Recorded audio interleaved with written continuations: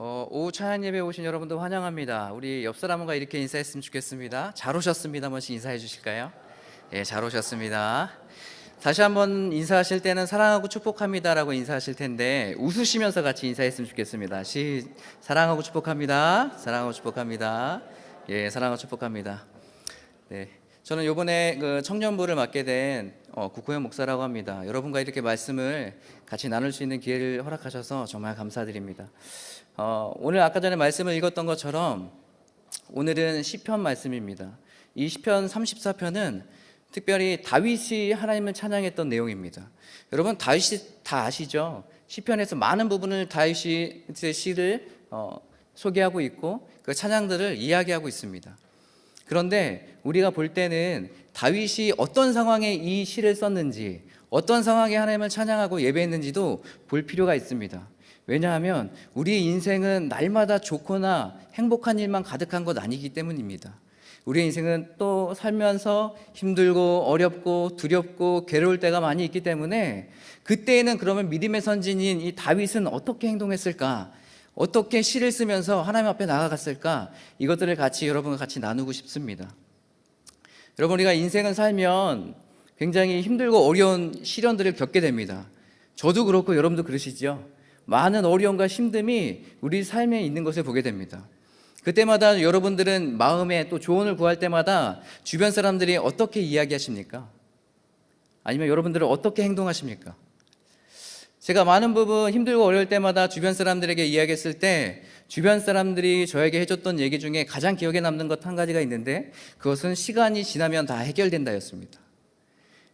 세상에 어려움과 힘듦과 이런 것들이 문제들이 있을 때마다 조언을 구하거나 다른 사람에게 찾아가고 이야기하면 적지 않은 사람들이 시간이 해결해 준다, 시간이 지나면 넌 온전하게 회복될 거야 라고 이렇게 이야기합니다. 여러분, 그게 맞습니까? 처음에는 맞는 것 같았습니다. 왜요? 시간이 지나면 내 상처와 내 아픔들이 다 사라지는 것 같았어요.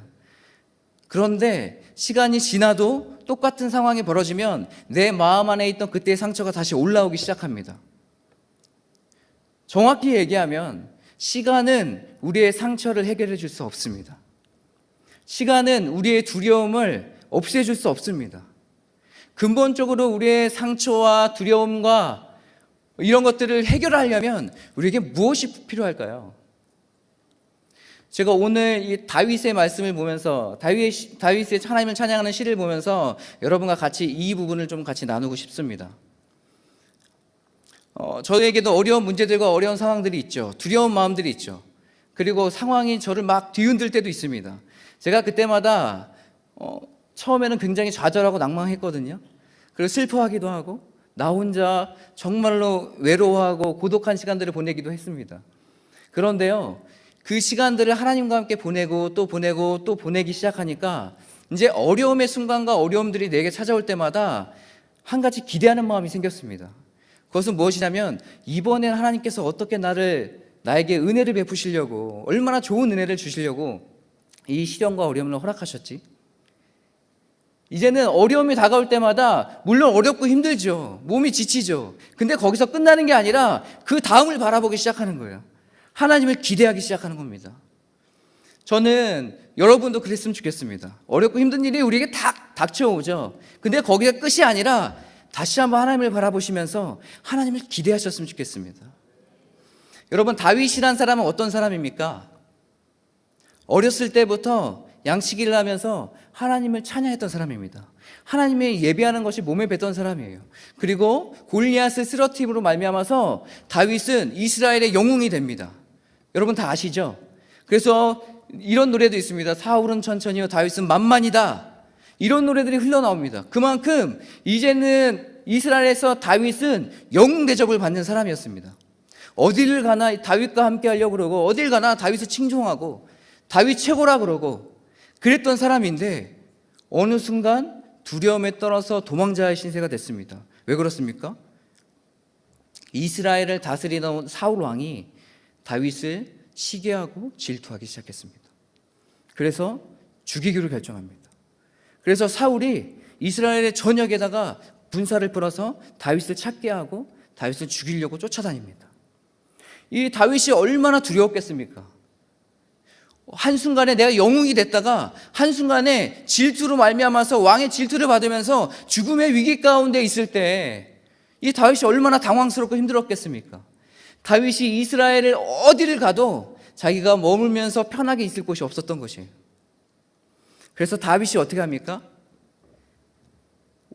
그 사무엘상 21장 10절 이하에 보면 요 내용들이 나옵니다. 다윗은 그때 블레셋으로 피합니다. 블레셋으로 피하는데요, 아이러니하게도 다윗이 갔던 곳이 가드입니다. 가드라는 곳인데요, 이 가드라는 곳은 어떤 곳이냐면 다윗이 싸워서 이겼던 골리앗의 고향입니다. 근데 이 다윗이 자기가 있을 곳이 없으니까 가드로 간 거죠. 거기에 숨어들었습니다. 블레셋은 여러 사람들이, 족속들이 모여서 블레셋이라는 한 곳을 만들었는데 이 가드는 그 중에서도 가장 큰 곳이었습니다. 그래서 이 가드에 숨어들었어요. 나 이곳에는 괜찮겠지. 그런데 거기서 끝나지 않고 다윗이 거기서 사람들을 만났는데 그 블레셋 사람들이 다윗의 얼굴을 알아보기 시작한 거예요. 지금이야 우리가 인터넷도 있고 방송도 있고 TV에서 한번 나오고 영웅이 됐다 그러면 그 사람은 다 알아볼 수 있겠지만 이때 당시에는 TV나 뭐 어떤 미디어나 이런 것이 없었기 때문에 어디를 가도 내가 다윗이 아니라 그러면은 나를 못 알아보겠지, 이렇게 생각했던 것 같아요. 그래서 다윗이 가드까지 가서 가드에서 숨어드는 겁니다. 자기가 죽인 그 골리앗의 고향이에요. 그런데요, 거기에서 다윗을 알아보는 사람이 있었습니다. 성경 말씀에 보니까 다윗이 알아보는 사람의 그 마음을 알고 그 이야기를 듣고 마음이 새겼다고 얘기했어요. 마음에 담아놓았어요. 그리고 나서 자기가 두려움에 떨기 시작했습니다. 왜요? 블레셋에 나는 원수이기 때문에 여기서 난 죽겠구나. 두려움이 떠는 거예요. 주변 사람이 너 다윗이지, 다윗이다 라고 하니까 그때부터 막 두렵기 시작합니다. 그때 다윗이 어떻게 행동합니까? 여러분 혹시 이거 아십니까? 다윗이 그때부터 미친 척을 합니다. 침을 질질 흘리고요, 막 벽에다가 자기 몸을 박고 막 이러고 있는 거예요. 한 나라의 영웅이었던 사람이 블레셋에 와서 보니까 미친 사람이 돼 있는 거예요. 블레셋 사람들이, 왕이 그 모습을 보면서 어떻게 생각했습니까? 여러분, 그때요 고대 근동에는 최면 문화가 굉장히 중요합니다. 그래서 저 미친 애를 내가 죽여? 내 손도 무기도 아깝다.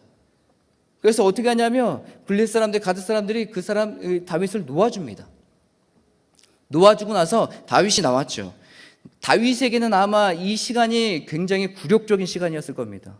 여러분, 우리가 평소에 흑역사라고 얘기하죠. 제일 안 좋은 기억, 이건 지워졌으면 좋겠다는 그 기억이 있는데 지금 아마 다윗은 그 흑역사가 아닌가 생각됩니다. 다윗이요 거기에서 빠져서 나왔습니다. 나오고 난 다음에 다윗이 지었던 시가 오늘 우리가 같이 읽은 시편 34편입니다. 여러분, 놀랍지 않습니까? 제가 만약에 다윗이라면 저는 그 시간들을 보내면서 내가 잘못한 것도 없고 내가 하나님 잘 섬기려고 노력했는데 죽임을 당하려고 하고 내가 적국에 가서 미친 척하면서 목숨을 구겨가라고 있는 나의 상황을 보면서 얼마나 절망했을까요? 저 같으면 그랬을 텐데 다윗이요 그 상황이 끝나고 나서 와서 바로 지은 시가 이겁니다. 34편의 시. 우리 다 같이 1절 한번 보실까요? 내가 여호와를 항상 송축하며 내 입술로 항상 주를 찬양하리라. 아멘. 오늘 말씀해 보니까요 다윗이 이렇게 고백하고 있어요. 내가 여호와를 항상 송축한대요. 그리고 항상 입술로 주를 찬양한대요. 다윗이 지금 죽다 살아나서 미친 척하고 굴욕적인 지금 상황을 맞이했는데 그 상황이 끝나고 나서 하나님 앞에 나와서 내가 하나님을 항상 송축하며 항상 내 입술로 주를 찬양합니다라고 고백하고 있는 것이에요. 여러분, 여기에서 주목할 단어가 있는데 그것이 뭔지 아십니까? 항상입니다. 항상. 여러분, 항상이라는 단어는 좋을 때도 있고 안 좋을 때도 있습니다. 우리 인생은 살면 그렇지 않습니까? 찬양하고 싶을 때도 있고 때로는 좌절할 때도 있는 거예요. 그런데 그때에도 뭐예요? 하나님을 찬양하고 하나님을 송축하는 것이에요. 여러분, 찬양과 송축이 뭐가 다를까요? 찬양은 우리가 입술로 하나님 찬양하고 우리가 개인적으로 찬양도 하고 나가는 거지만 송축은 많은 회중 앞에서 하나님 앞을 찬양하는 걸 송축이라고 합니다. 지금 다윗이요 많은 회중 앞에서 400명이 모여있는 그 사람들, 마음이 상한 자들이 모이는 그 상태에서 사람들에게 하나님을 찬양하기 시작하는 거예요. 하나님을 송축합시다라고 고백하고 있는 것입니다. 다윗은 이것을 잘 알았던 것 같습니다. 어떤 상황에도 하나님을 예배하는 것을 놓치지 않아야 된다는 것이. 제가 한 4년 전에 저희 전에 있던 교회에서 그 학생들을 토요일마다 훈련을 했습니다. 그래서 찬양도 하고 또 강의도 듣고 또 전도행도 가고 하는 그런 프로그램들을 좀 가졌는데요. 그때 제가 사람이 없어서 예배 인도도 하고 찬양 인도도 하고 강의 말씀도 전하고 다 소그룹도 인도하고 해서 다 했어야 됐어요. 그래가지고 그거 하루가 너무 분주한데 너무 바쁘게 이제 한 40명, 50명 같이 앉혀놓고 이제 예배를 준비하기 시작했습니다. 예배를 준비하다가요, 한 통의 전화가 받았어요. 예배 시작 5분 전에 전화가 왔습니다. 전화가 왔는데 저희 형한테 전화 온 거예요. 그래서 제가 그 전화를 받았습니다. 아, 여보세요? 형 무슨 일인데? 라고 얘기했더니 형이 이제 목소리가 너무 안 좋은 거예요. 그래서 야, 호영아, 엄마한테 전화해봐 이러시더라고요. 그래서 왜 무슨 일이 있는데? 그랬더니 좀 안 좋은 일이 있어. 그래서 엄마한테 전화해봐 이렇게 얘기하더라고요. 그리고 바로 끊고 저 어머니한테 전화했습니다. 어머니한테 딱 전화했더니 무슨 일이냐 그랬더니 저희 어머니가 막 우시면서 전화를 받으시면서 얘기를 하시는 거예요. 뭐라고 얘기하셨냐면 저희 어머니가 이제 소아마비신데 그 밖에서 이제 바느질 미싱질을 하시다가 이제 발에 오른발에 그 동상이 걸리셨는데 그게 동상인지 모르고 그냥 괜찮겠지 하고 지나갔다가 동상이 너무 심해져서 이제 베체스트라는 그 살이 썩어 들어가는 병이 걸리신 거예요. 그걸 이제 치료하는데 치료가 잘 안 된 거죠. 그래서 계속해서 그게 너무 퍼지셨어요. 그래서 제가 그 상처를 봤는데 상처가 발등에 상처가 이만한 살이 파져 있고 거의 뼈가 보일랑말랑하는 그 상태인 거죠. 그래서 어머니가 계속 그 병원에 가시는데 그 고통은 말로 못합니다. 제가 집에서 같이 고등학교 때 같이 지내면서 어머니랑 같이 삶을 살아가는데요, 완전 1년, 한 달 제대로 주무신 적이 별로 없어요. 왜요? 그 살이 썩어 들어가는 그 고통 때문에 어머니가 주무시지 못하는 거예요. 근데 그날 저희 어머니가 이제 여러 병원을 다니시다가 그 병원에서 새 병원에서 큰 대학병원에서 결론을 저희 어머니한테 지어주셨어요. 그게 뭐였냐면 다리를 절단해야 된다는 거였어요. 제가 이제 그 얘기를 딱 듣는 순간 머리가 멍해지더라고요. 이게 뭘까? 그래서 어머니가 막 우시면서 저한테 얘기하시는 거예요. 저는 이제 아무것도 할 수 없었죠. 제가 거기서 뭘 합니까? 나는 이제 예배 준비해야 되는데. 그 어머니 전화를 끊으니까 거의 1분 정도 시간이 남았어요. 제가 어떻게 했겠습니까? 그냥 이제 참고 들어가서 막 울었습니다. 그렇게 딱 1분 정도 해서 막 울고 나와서 이제 예배 인도하고 찬양 인도를 했죠. 근데 그 마음이 쉽겠습니까? 쉽지가 않아요. 상황이 너무 어려워요. 왜냐하면 1분 전에 바로 그런 안 좋은 소식을 들었기 때문에 제 마음이 요동치기 시작하는 거예요. 어떡하지? 근데 그날따라 제가 이제 찬양 인도를 준비했는데 찬양 인도가 다 기뻐하며 나 기뻐하리 막 이런 거였거든요. 그 찬양을 불러야 되는데 이게 제 마음에 시작하기가 너무 힘든 거예요. 내가 어떻게 기뻐하지? 내가 어떻게 찬양하지? 너무 힘들고 너무 어려워서 예배 인도하면서 이제 기도 부탁을 했습니다. 기도해달라 하고 같이 기도하고 같이 이제 찬양 인도를 하기 시작했어요. 근데 여러분 놀라운 건 뭔지 아십니까? 제가 그 어느 때보다도 더 놀라운 경험을 이 예배 때 했어요. 하나님을 기뻐하기 시작하니까 나에게 힘이 생기더라고요. 하나님을 기뻐하면 찬양하기 시작하니까 내 안에 평강이 있는 것을 보게 됐습니다. 여러분, 다른 사람이 생각하면, 안 믿는 사람들이 생각하면 좀 미쳤네라고 생각할지 모르겠어요. 엄마가 지금 저런다는데 지금 아들이라는 사람이 저기에서 막 기뻐하며 왕께 노래 듣다 기뻐하면서 막 기뻐하다고 사람들이 손가락질지 모르겠어요. 그런데 저에게는 정말 놀라운 경험이었습니다. 여러분, 우리의 예배는 상황과 환경을 뛰어넘어야 됩니다. 물론 어렵고 힘든 일들이 있죠. 다윗도 얼마나 어렵고 힘든 일입니까? 저에게도 얼마나 어렵고 힘든 일입니까? 여러분 각자에게도, 성도들 각자에게도 어렵고 힘든 일이 분명히 있을 거예요. 있죠? 왜 없습니까? 여러분 그때마다 좌절하시면서 예배 안 드리시고 포기하시겠습니까? 여러분 예배 안 드리고 포기하기 시작하면 정말 하나님께서 주시는 평강과 은혜를 경험하지 못해요. 그것을 정말 경험하려면 여러분이 있는 자리에서 상황이 어떠든지 간에 이 다윗이 항상 주님을 예배하고 찬양했던 것처럼 여러분도 찬양하며 주님 앞에 나가야 됩니다. 항상 내가 주님을 송축하리라, 항상 내가 입술로 주를 찬양합니다라고 고백하는 저와 여러분이 됐으면 좋겠습니다. 다윗은 정확히 알았어요. 어떤 걸 알았을까요? 우리 삶에는, 의인에게는 고난도 반드시 따른다는 걸. 여러분 우리가 예수님 잘 믿는다고 우리는 다 행복하며 좋은 거 먹으면서 편안하게 살아갑니까? 힘든 일 아무도 없습니까? 아니죠. 예수님 믿어도, 하나님 잘 믿어도, 새벽기도 잘 나와도, 모든 예배 다 참석하고 기도 많이 해도 우리의 삶 가운데 고난과 어려움이 있어요. 다윗은 그것을 잘 알았어요. 여러분 19절 말씀, 오늘 읽진 않았는데 34편 19절 말씀을 같이 보실까요? 우리 다 같이 한번 읽어보도록 하겠습니다. 의인은 고난이 많으나 여호와께서 그의 모든 고난에서 건지시는도다. 다시 한번 읽어볼까요? 의인은 고난이 많으나 여호와께서 그의 모든 고난에서 건지시는도다. 아멘. 다윗이 시편 34편에 먼저 하나님을 찬양했죠. 그리고 다윗은 자신의 삶을 알았어요. 하나님을 잘 섬겨도, 하나님을 잘 예배해도 고난은 있다. 근데 있는데 얼만큼 있다고요? 많이 있다고요.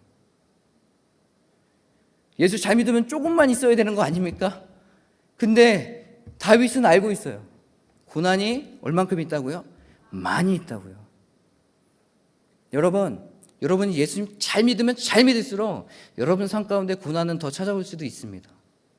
다윗이 그랬던 것처럼요. 그럴 때마다 여러분은 포기하시겠습니까? 아니면 하나님을 예배하시겠습니까? 모든 상황 속에서 하나님을 찬양하고 예배하는 저와 여러분 됐으면 좋겠습니다. 여러분 느헤미야서에서 느헤미야가 이렇게 고백하고 있습니다.